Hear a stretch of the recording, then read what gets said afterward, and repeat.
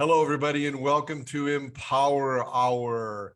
You are here with Coach Angelito and Coach Amy and Coach Jim. And today, you want to know what Coach Jim has? Coach Jim has a key lime pie that he baked with cherries. So I've been in this process of exploration, and quite literally, I thought, what would it be like to actually bake a pie with some tart cherries and key lime? So I know that's not our topic to get today, but I did want to the artistic cook is coming through as we begin. Wow, you baked it yourself. I baked it. Matter of fact, I do like I love. Can you just hold that up again, Jim? Because I suspect that we would not call that a pie down here. Yeah, no, that looks like a cheesecake or something. It looks delicious.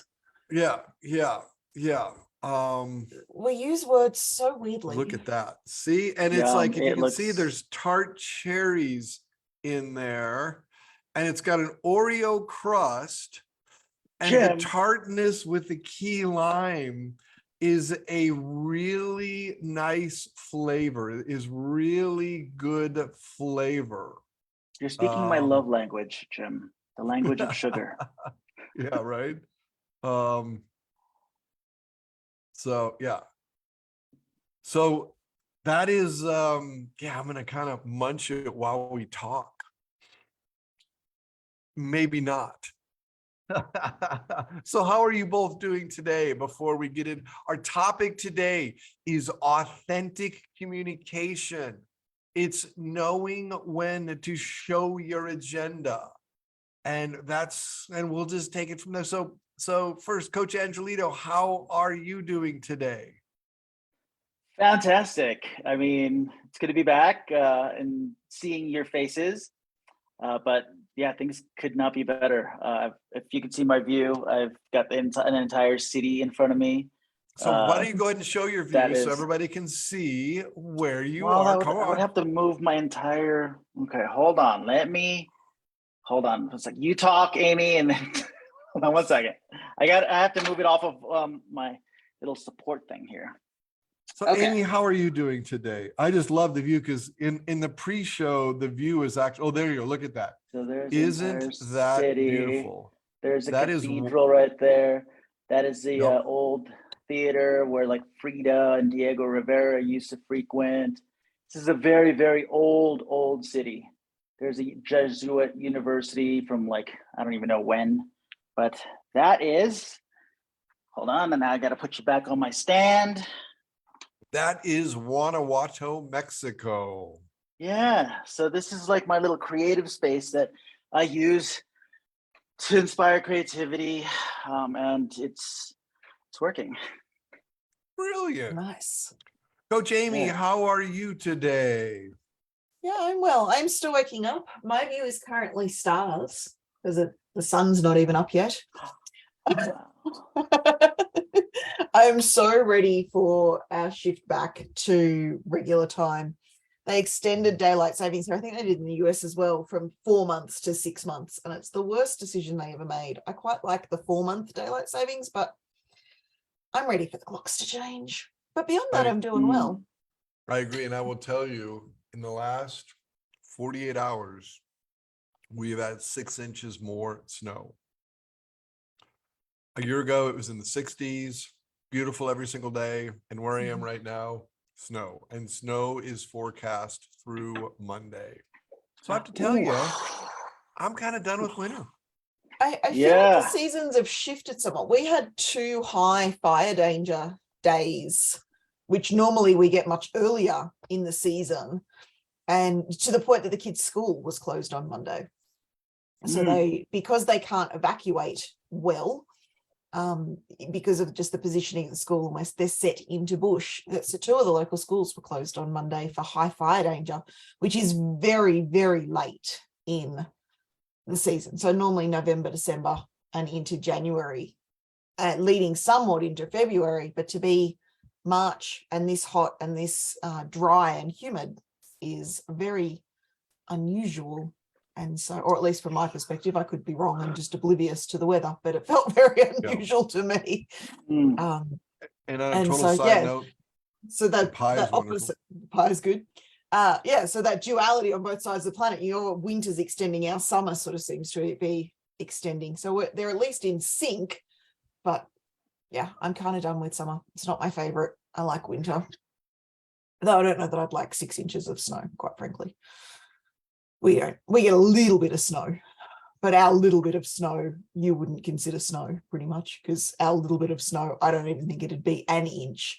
And that's when we close schools and stop functioning, is when there's an inch of snow on the roads. Wow. See, and having spent COVID on the side of a mountain where we would get feet of snow, I kind of used to really love it. This is just the first year that the weather is really impacting things because the passes are closing.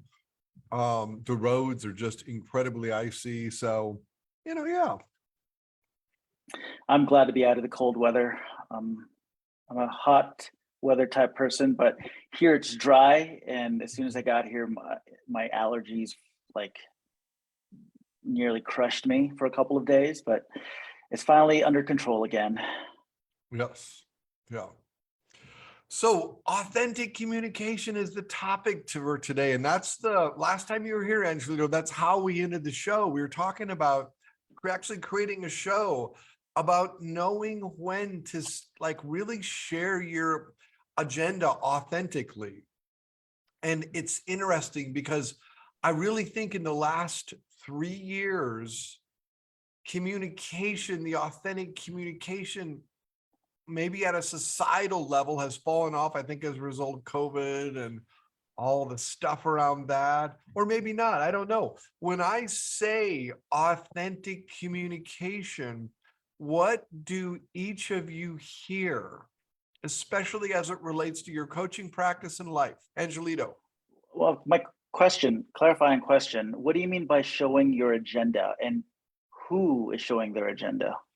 Well, that's what the last thing that we talked about 3 episodes ago was. I know you might want talking. I might need a refresher. I know. Well, I was going back over, and as I was watching the last 4 minutes, you were talking about that might be a good topic. Yeah, it is. Is to actually when to create authentic communication. And I believe it was actually your comment, and I could be wrong, but it was like knowing when to show your agenda. Show your agenda. And I often think authentic communication, like from a coaching perspective, we as coaches, as we work with our clients, oftentimes, I find I have to be sometimes boldly authentic. And uniquely right now, I'm actually working within an organization, and I have 2 of their top performers. Let's just say that they do not like each other. So, and a week ago, I got to pull them together into a Zoom, and we actually began a mediation process because they are 2 of the top performers. They're needed in there, but they don't like each other. And I must admit, it's kind of fun. We're having a really good, and they both came away saying, I don't know. And I'm like, I see so much hope here. And they're like, and their bosses are like, but it's actually quite beautiful to see people, because what occurred in 45 minutes was this beautiful level of authenticity about each other. And I kind of, as a coach, right, as a transformational coach, when we can start getting that authentic stuff out, so there's no BS there, what happens is they are going to develop and create a good working relationship. I don't think they're ever going to be friends, but again, in life, oftentimes, and in work, and especially when this is a very high performance organization. They come in when disasters happen, they get in, they do their work, and they leave. Then all we need is to really get the process working, get the people understanding their roles to the point that they can work together effectively.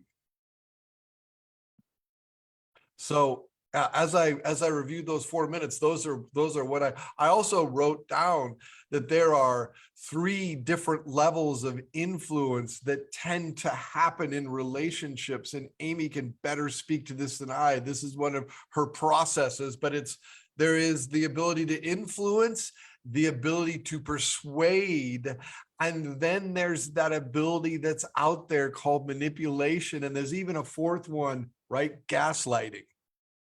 So to me, authentic communication is developing influence with people.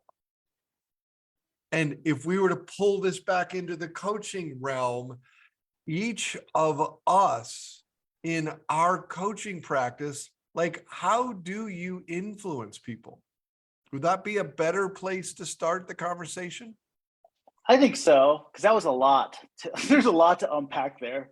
If you want to go and define each and every one of those words and how they relate with each other. But yeah, I think the question of how to influence people or how to influence clients in an authentic way is a good starter. Amy, what do you think? How was that for you? I have no dramas defining the words.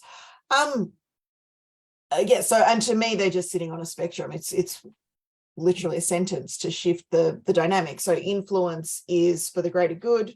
Persuasion is influence is the umbrella across the top. Persuasion is for the greater good. Manipulation is for the manipulator's good. And then gaslighting is for the receiver's bad. That's my distinction between the 3. And so I find that quite easy to explore. Where I'm hooked this morning is the word authentic. I don't know what it is about that word. Like, I'm literally sitting here prodding at my legs to self-soothe right now, because every time you say it, it's just hitting somewhere. So I think that would be the word that, if I was going to clarify, I think sharing our agenda, showing our agenda, I see a place for that. I did that with a client last night. I used a reframe question, which is how I influence, or one of the ways in which I influence is through the power of language and reframes. I also do it through energy. I used a reframe question. She's like, I saw what you did there. I'm like, I'm more than happy to be transparent about what I just did. However, what you saw was not my intention. She's like, you're reframing the doing to the being. And I'm like, actually, I wasn't intentionally doing that. I probably did do that because that's how I often operate. My intention of the reframe was to shift from the future focus and the outcome focus to the present focus and the journey focus. And so I instantly revealed my agenda as such, or my behind the scenes. I do it all the time in my coaching. I also don't do it all the time. So the word all is probably the wrong word, but I frequently will reveal, this is the reframe that I'm bringing right now. This is the perspective shift I'm offering you, and I'll share it. And I'll often do it. It's unconscious on my part and it's unconscious on their part. I don't know how I distinguish between the two. I'd have to keep talking to work out. Now, when she had seen, it's like, you're shifting me from this to this. I'm like, that wasn't actually my intention. By all means, shift from that to that, because that's my unconscious bias. And I think if we can be more focused on our being than our doing, we're always going to get better results. However, in that moment, what I was actually aiming for was to shift you from that future focus to the present focus. And so I was very open and transparent, which I think is what you guys mean by authentic, but I could be wrong. I was very open and transparent in that moment about where I was headed. And so for me, that's how I use it in coaching. I tend not to manipulate or gaslight in my coaching to the best of my ability. I think all of us would come from that space of aiming to influence for the client's good rather than for our own good. So we're all human and we all make mistakes, and there are all moments in which we do become slightly manipulative. At least I'm willing to own, not intentionally, only if it's conscious, I squash it and I go back to focusing on my client. There are moments where I am human and that comes through. Thoughts? Okay, thoughts? Well, Angelito, with the word any thoughts? authentic, I don't have an issue with the word authentic. Like you said, open transparency. To me, that falls in line with authenticity. Jim, you said no BS earlier. That falls into authenticity as well. No fluff, no hype. That falls into authenticity. I feel like if if a person is, being who they are, and they're working within their values, in their philosophy, in their current belief system, and they're not intentionally manipulating, they're not intentionally like with an agenda to persuade or to, again, to manipulate, then what you get is authentic communication. That's what it's sounding like to me, based on what you both have said. With authentic communication, what if you have someone, and I'm going to just say over there, that may not 100% agree with you? How do What do you mean? handle? I'm like, let's say, I don't know what I mean. I'm just kind of looking at potential questions where we could unpack. We can authentically not agree with each other. Like, is that what you mean? But we live in a time where I would say 20 years ago was a time, and maybe even 10 years ago was a time where you could have differences with people and still have levels of respect. And we do not live in that time right now. You are the way the societal tribes have emerged. You literally, the ability to communicate has really, I think, has shifted. Am I right? Am I wrong? You hang out with different people to me. I think that's certainly accurate for a lot of people. The people I choose to hang out with most, I can disagree with and have respect, and I choose the people that I'm hanging out with, generally speaking, are the people that are open to different perspectives and are open to disagreements. Same. And if you're talking, and I think it's like what you see in the media is reflects what you said, Jim. In my personal life, I have people in my life with differing opinions, with different political opinions as well, beliefs, and we all get along. It's not. I mean, that's what I experienced, but I know that there's a lot of, Facebook, social media. I don't know if you've noticed the feed in the last few years. To me, it's quite, and it's funny because maybe it's just me, but we seem to be, there's a lot of persuasion and manipulation there that goes beyond just simple influence. There's even gaslighting on all sides. That's for people who allow themselves to be persuaded and manipulated in that way, who are not aware of the algorithms and how they work. And if they choose to go down that rabbit hole, I personally don't really look at the feed when I use Facebook, but unless I totally know the person, anyone else, because I have people on my Facebook quote friends list who I'm not actually friends with in real life. If I don't know you personally, if I haven't had an interaction with you and you post something and it happens to be on my feed, it just gets scrolled past. Like, I don't really pay attention to other people. Okay. So that's one way you deal. Yeah. Thoughts, Amy? I think for me, I definitely choose what I allow to come in. There is definitely an element, and I find this fascinating in the personal development world of, because Angelito said it's those who choose to be persuaded or manipulated that are experiencing it, which sort of places the onus on the recipient of it rather than on the person doing it. I don't know where, I think it should probably lie on both, but that's what I heard when he was speaking, is our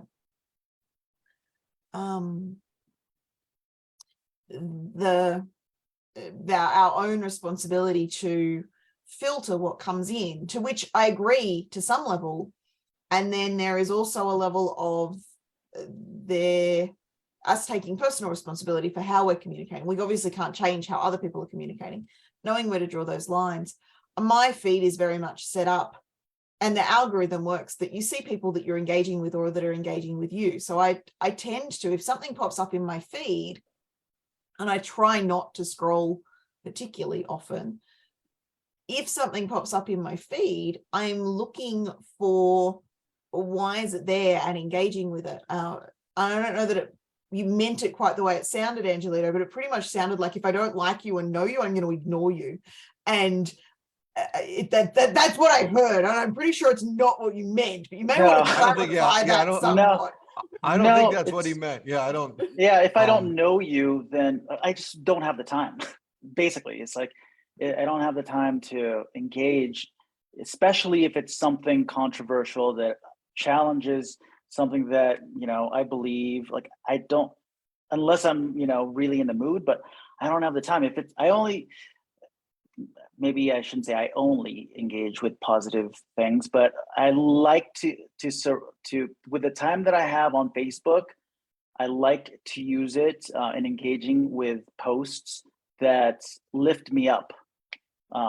Anything else, I don't really engage in. Because here's another thing, it's like when we're talking about authentic communication, how much of what we see on social media as a whole is authentic, period? That is a great point. Yeah. So you want to know what has begun, for some odd reason, just flooding my feed on Facebook? Because I spend it's you know, I'm doing a little more marketing, is all of these different coaches. Oh yeah, that's probably Amy who you're friends with. Yeah, and Amy and I've talked about how I don't think as coaches, one of the easiest thing that we market to is other coaches, simply because we see the power of coaching to transform your world. It's very much preaching to the choir. Yeah, really. And I mean, I've even had some reach out and say, hey, what are you doing for this? What are you doing for that? And I get to be really authentic with them. It's like, yeah, it's like, you know, it's just one of them even obviously listened, and it's like, oh, you know, congratulations on writing the book. Here's the book that I wrote with a similar situation.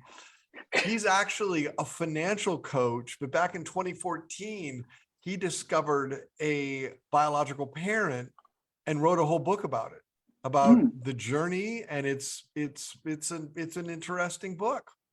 So was it in one post or one message, hey, congratulations on writing that book, by the way, here's my book?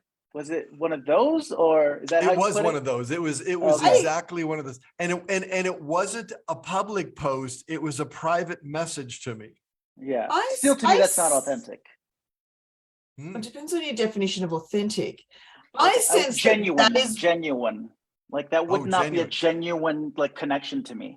Like if all of a sudden in the message, it at least responded with some level of relevance.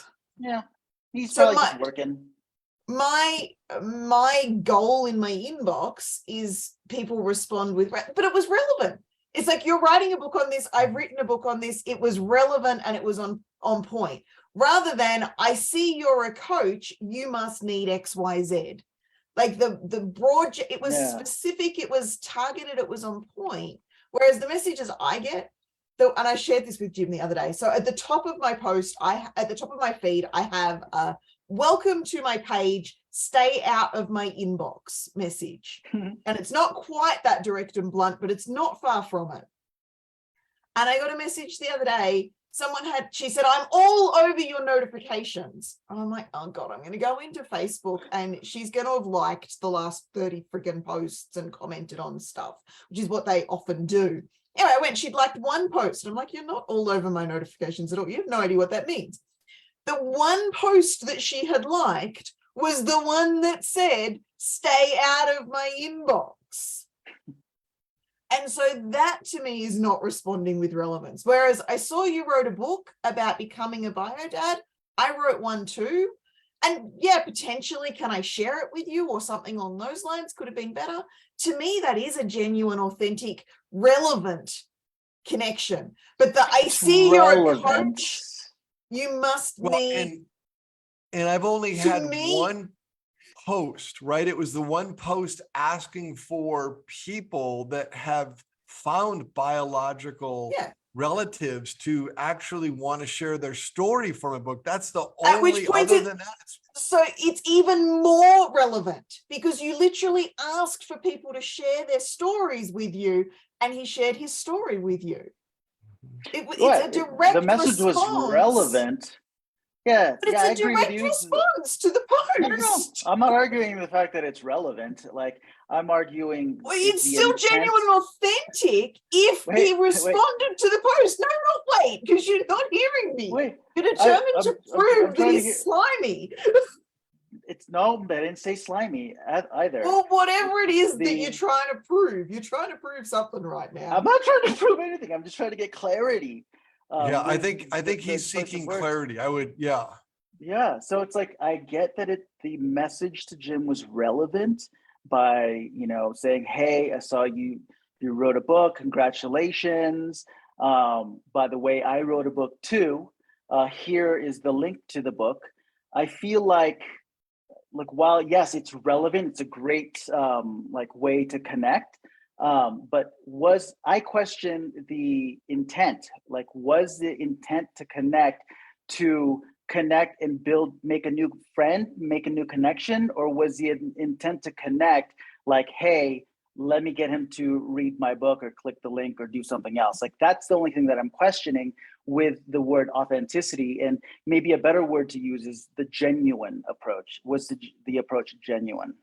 So if I'm hearing you accurately, Angelito, if we are selling, we can't be authentic.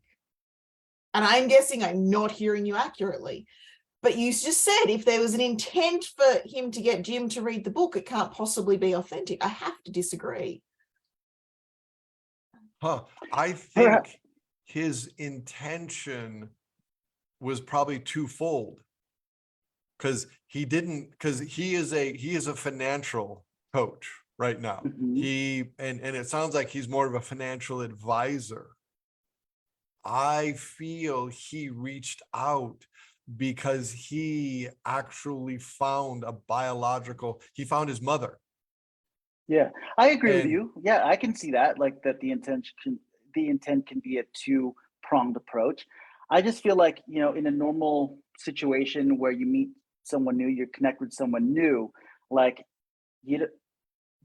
normal people, I don't even know, ordinary people wouldn't spill everything out in the first sentence, right? You would make an attempt. If the attempt was to connect with someone, the approach would be to really connect with that person and have maybe a couple of exchanges before you say, oh, hey, you look for the right spot to talk about your book. Hey, by the way, I actually wrote a book too. I find it whatever. I don't see how when Jim asked, do you have a story about finding your biological relative, that you can perceive, yes, I do, I wrote a book about it, as anything other than genuine. Jim asked, do you have a story about finding a biological child? And he said, yes, I'm still listening. I'm just going to open the door real quick. I'm listening to you. Okay. But the thing is he actually did this just a week or so ago. He still asked the post. If he trawled back through your posts, he would have seen it. He would have seen it. For him to know, like you said, you've only posted that once. For him to know, he must have seen that post. Yeah.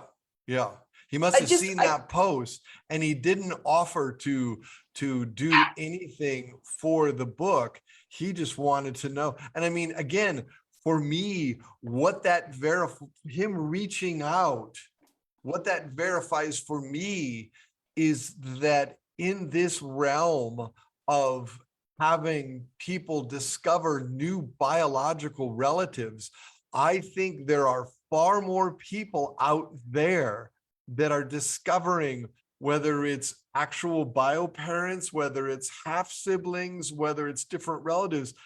I just think for some reason, he took time out to reach out. And it was funny because I'd have to go back and check, but I'm pretty sure that he gave me the link for the book after we had initially had a few rounds, but he was genuine. It's not like, I also get these friends of mine, and they're always ladies and they're always younger women. I just had one last night who basically like, hey, I just want to have a friend. I just want to have a friend. And what I have begun doing, and I did this last night, is we get into discussing. And then of course she sent a very beautiful picture of her. And then literally I'm just like, can we have a quick talk to make sure that the person on the other end of this matches your profile picture? And 100% of the time, what do you think the response is? It's going to be no, because they never do. It's going to be no. I mean, mine are army men from the US. I get the same messages. So it's funny. I've had army women too, and they're like, well, I can't talk with you because I'm stationed. Like one of them was stationed over at a NATO station and it's just like, boy, it's instant block because they're not real.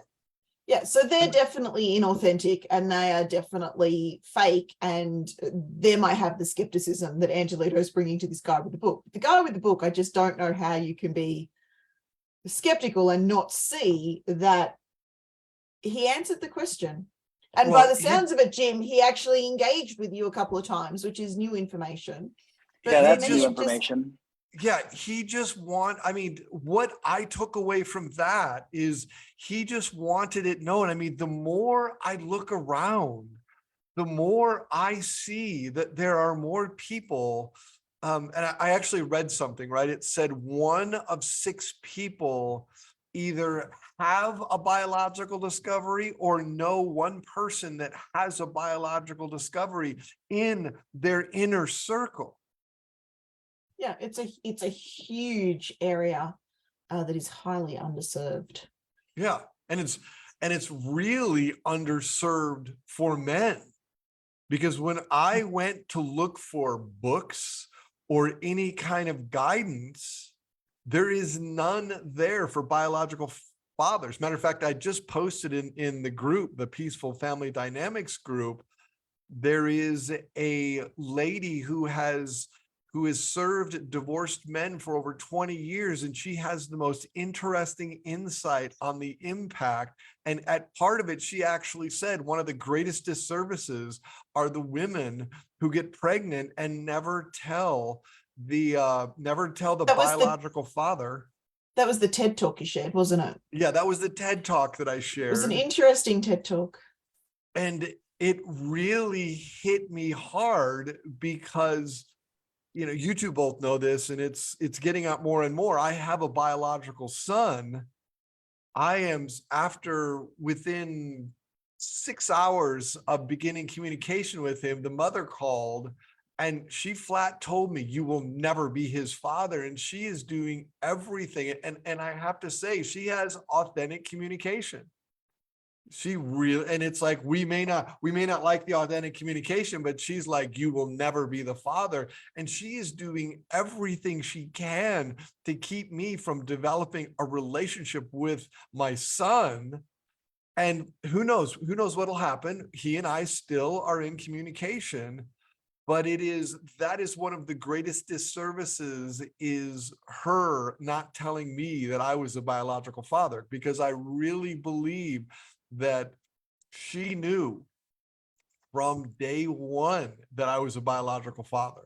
So let's come back to, because it seems like you're allowing that, I don't know what, I feel like we haven't managed to come to a consensus on what we mean by the word authentic communication, which makes it very difficult to talk about, because the differences that we're seeing. So for me, responding with relevance is in a major part. The genuine, like those pieces that are being held on to for the authentic communication don't necessarily align with my own definition. And I will acknowledge I'm really struggling with the word authentic, because I don't know what it is about that word. My mentor didn't like it, and I suspect I'm still holding on to some of her emotions around it, which I'll process at some point. Yeah. Well, how does each of you simply define the word authentic? And I know you don't like it. Like, and if you I don't have to like it. But how do you? I don't like genuine any better. So authentic meaning in Google, there's the of undisputed origin and not a copy, genuine. Now, I think anything we do is not a copy. Anything we do is us bringing our flavor to it. We cannot emulate fully unless we're copying and pasting text messages. But even then, it's from us, and it is undisputed origin. This was my mentor's argument for it. It's like there is no authentic, there is no inauthentic, was her argument. So if you're going to talk about authentic, you're literally talking about everything, and you're just then talking about communication.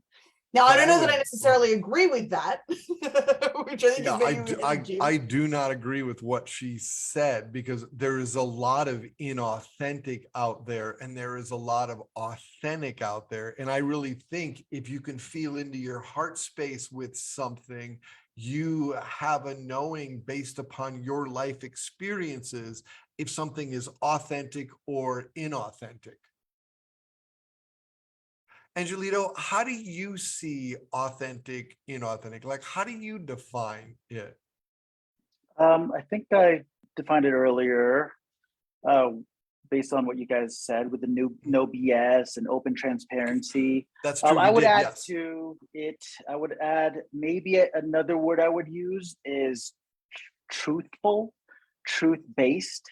For me, to be authentic, it must come from truth. And again, truth from the communicator. It doesn't, I mean, you might not think it's true, but if the person communicating like honestly and genuinely and truthfully feels like that what they're communicating is coming from, you know, something pure and honest, then to me, that's authentic. So from that definition, we can't tell if someone else is being authentic or not. Yeah, that's the thing. It's like, yeah, it's the person communicating, you know, that it's up to them. And if it's not being communicated clearly enough, then they might have a communication issue. That's a whole other issue. But can't like I think back, right? One of the in my feed the last few days, there is a coach, and she actually friended me, and she had like 10 different questions. She had all these things. And then she posted that she had just got her first 18K client. And that's all she said. There was like a 5-minute video. And I believe she probably did just get her first 18K. She then came in a few days later, and this is where my inauthentic meter went off, because she had this long thing about she kind of the roots of her coaching and how in 7 weeks she went from being deeply in debt to being a 7-figure coach. And those two messages of a week ago and now, they didn't resonate, because if you've just got your first 18.5, because she's like, I just got a coach, you know, I just got a client who's paid me 18,500 cash. That sounds like a new coach who, yay, I'm glad you connected with somebody. You're actually coaching is getting off the ground. But then to put this video out that basically say in 7 weeks, I went from deeply in debt to $1 million coach, that to me doesn't seem genuine. I'll use it in instead of the A word, I'll use like, it doesn't seem genuine. It seems markety. Well, so it doesn't seem factual. Like, forget how we feel about it. If she's, and I'd want more details. So, okay, so last week you signed your first $18,500 client. Great. In the last week, did you sign, I can't even do the math. So to jump from 18.5K to $1 million, like the maths on that doesn't work out. To me, it's got nothing to do with authentic or inauthentic. It's just, it over is 500x. Yeah. So it just doesn't, the maths doesn't add up. And to me, it's got nothing to do with anything other than, well, the maths doesn't add up. And I'd be asking questions on that. I don't normally go to, and I don't know what it is, but I don't normally go to a label of authentic or, and I guess it's probably my objection to the word. It's more just that doesn't add up. In that context, I wouldn't I wouldn't base a criteria on authenticity. I would base it on truth or fiction. Like, is it true or not true? Based on the math. And show me the math. Like I'm still open enough to say, okay, so last week you got your 18 and a half, and now like, well, like, wait a second, walk me back here, like step by step. Yeah. And on the same note, right, I think about the teacher in the coaching academy I went to, and I was there for the first year and I was there every weekend. And the second year I was in the advanced track. And there was one weekend that I did not like the speaker, because the speaker I just didn't, there are just some people, he's a best-selling author, so I just arranged for the day that everybody in the advanced track got together to fly in. And that morning, I literally took a 5:30 flight to arrive in LA at 6:30. I was at his house by 7:45. Our day with just those in that advanced track started at 8. Guess what time the other coaches showed up? Just I've had this conversation. I know the answer. So Angelito, you'll have to guess. What time? What time? What time? Any guess? What time? They showed up around 9. And in that hour, he shared with me, and this is back in 2009, what he was making per year as a coach, because he was so upset that the people, and we had paid extra to be in the advanced track, and these people were not respecting his time. And he literally is a multi-million-dollar coach. He's probably 10x that today, because the guy quite literally, and he is a brilliant marketer. How are you linking this to authentic communication, Jim? Because he was being very authentic. He was being very genuine with me about how his time, how everybody else, how the other 8 or 9 people were not respecting his time, and that, because he's reached a level of success. And to me, I thought that was whether you want to say authentic, whether you want to say genuine, the guy to me was being very straightforward in his frustration. To this day, he's a marketing genius.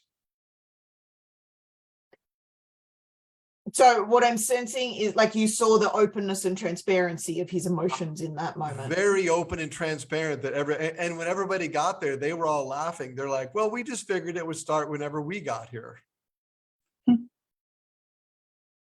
So I thought, and he had a very, like, all of the rest of the weekends, everybody was there on time or early. He had a very open, a very transparent conversation. And the thing was, do you think that was authenticity, or was that assertiveness? Not to toss in another word, yet another word. Oh no, toss in another word. Was that just him being like assertive and like throwing it down, being like, this is my house, these are my rules? Like, to me, that's not authentic. That's just him saying it. Yeah, what he to expects. Me, he had already defined the expectations, and they were, for the most part, I thought they were being disrespected. So he was redefining the expectations, and based upon his transparency, I have a lot of respect for that. Yeah. To the point that you're like sharing the story now, many years later, it's remained in your memory as an example. 13 years later. Yeah. Yeah. But you also have to get, right, before I was a coach, when I was a general manager, I was type capital A. But I ran a very, very, very profitable organization. I was a very effective general manager, which is why, like, as a transformative coach, and right now I'm doing some business coaching, it's kind of fun to get back into that world for a little bit. And I can be when I have two people together that do not like each other, I can be very authentic or very genuine or very transparent. I can be heart-centered, getting them to understand such that they can transform their differences for the good of the company, which will then move the company forward. I have no doubt about that at all, Jim. I am certain that you would do that so well. The word that keeps coming up. So I Googled authentic, and I do this every time we talk about authentic. And there's the genuine definition that we touched on before. And then there's this definition in existentialist philosophy. And existentialist is like a huge word that I don't really understand. Ooh, If I'm being transparent, it's a good word. And it says if there's 4 parts of authentic, just authentic, and I imagine it then crosses over to communication. Emotionally appropriate, significant, purposive, which we've talked about that because I remember the discussion. I remember that word. Yeah. And then the responsible mode of human life.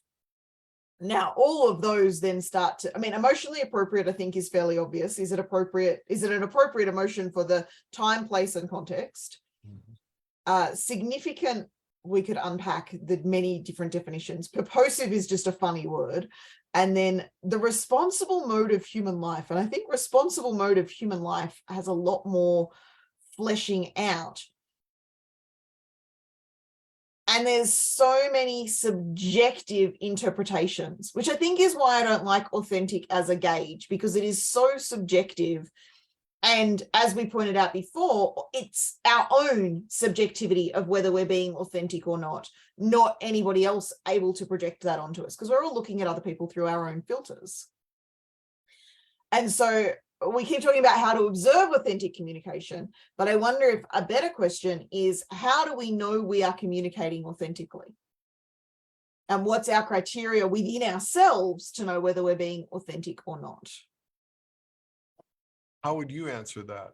Because to me, it's a heart-centered feeling. Like I know when I'm being authentic. Well, to me, I still come back to there is no inauthentic. And so it becomes a mute conversation for myself. It's not a framework I generally apply to myself. Yet there are people that I talk to and I know they're not being authentic. Well, now we're back to you judging other people of authenticity or not. But Somehow, we all do that. We all do that. I don't judge it by authenticity. We all judge. Absolutely. We all judge. But if we're saying that authenticity is an internal world thing, then how can we possibly know whether someone else is being authentic or not? So for me, to answer the question, I'd like an opportunity to answer the first question is, how do you know when you're being authentic? So I know I'm being authentic when I am being honest and truthful, and I am not attached to the outcome. So there is no, like, I'm not steering it in any direction. I'm not attached to the outcome. And everything that is being communicated for me, not just verbally, is what I feel truthful. That's how I know I'm being authentic. And do you expect that of others, to have that non-attachment to the I don't outcome? expect anything of others. Like, yeah, well, not all the time. When I say I don't expect anything of others, I can't say all the time because I'm human. But when I become aware of it, of my expectations, and and I know that they're my expectations, and when it doesn't pan out the way I expected, I just get disappointed or not disappointed. It's like, then I release the expectation. So I try not to expect it of others, to answer your question as accurately as I can. Yeah. But what? Because why? Why would we expect it from others? Like, if that's their like prerogative. I mean, I think about with my clients, I define the expectations up front, and then as long as they are being met, the work is moving forward. If with my clients, if they are not doing the work that the client and I have agreed upon, if they're letting their expectations down, or if they're BSing, it's not a relationship that if they truly want to transform themselves is going to happen. I know a few weeks ago, I shared the example of the doctor I was working with who was expecting me to do all the work, and his life would transform. And again, every time we would come together for the weekend, he would experience this incredible transformation. Then he would go back into his life. And after a few of those weekends, he got very frustrated. And he's like, and in very heavy emotion, he's like, it's your job to transform me. Whereas as a coach, my job is to work with somebody, and the way I do my coaching, I deepen the understanding to the point that they transform their life. That person would never have become a client in the first place. Before the person would be able to utter those words, they would never become a client in the first place. But they said, but to me, they said they would do the work, and they came out one-on-one. Oh, in the beginning. Okay. Yeah. Because I changed it. Okay. I have a session with every one of my clients before I start, and we quite literally, we discuss expectations. I don't know what word you want to put on it, but I would probably use agreements. Expectations. Agreements. Yeah. I used to do written agreements, and I would send them written agreements. My coaching has gotten to a point that if you work with me, like we talk about what's going to have the transformation happen. The agreements are not always needed anymore. And go ahead. Well, I think it brings us back to our original topic of when is it time to show your agenda. So whether we use agreements or expectations or agenda, and it's not a rigid, I think the word agenda conjures up more rigidity than any of us mean in our coaching agreements or our coaching, setting that frame of expectations. But bringing up that transparency in the beginning, which I imagine you did, Jim, and they smile and nod until they realize what it means. And I've had plenty of clients. I'm like, and there's a box, you book a session with me and it says, you take responsibility for your results. I take responsibility for how I show up in the coaching session, but what you do with what we do is my client's responsibility. And they all tick that box because they can't book a session unless they tick the box. And there are some, and they are very few, over the course of my however many years, I've lost track, and my hundreds of clients, I think I've had 2 or 3 that get to that same point as your doctor did, that says, you're not doing your job. It's like, well, my job is not to transform you. Your job is to transform you. My job is to point out different perspectives. And that's my language for it, which is slightly different to yours, same essence. But it comes back to knowing when to show that agenda. And making sure, and so there are clients in the early days when I was coaching, and I would reset that every session, partly because I was attracting clients that needed the reminder of that every session. These days I attract clients that don't need that reminder, but it comes back to knowing when to show the agenda, knowing when to come back to the agreements, knowing when to come back to the expectations that we set from the beginning. And often, I think in communication, knowing when to show your agenda is when there's been a miscommunication. So going back to the example I shared before of the client that said, it's like, you've reframed me from this to this. That was a miscommunication. Now it was accurate. I'd done both concurrently because it was completely unconscious on my part. So she tabled what she thought was my agenda, and I was then able to course correct. But knowing when to show our agenda, to me, seems a good place to do it, preferably before miscommunication, but it's definitely, once miscommunication has happened, we want to come back to that and come back to the expectations, the agreements, the desired outcome, whatever it is that we're aiming for. I don't know how you guys feel about that, but I just thought I saw the space to bring us back on topic, which is very rare for me. So I thought I'd leverage it and utilize it. But to me, yeah, that's that moment of let's come back to the original expectations, agreements, agenda that we set in that space of miscommunication. Yeah.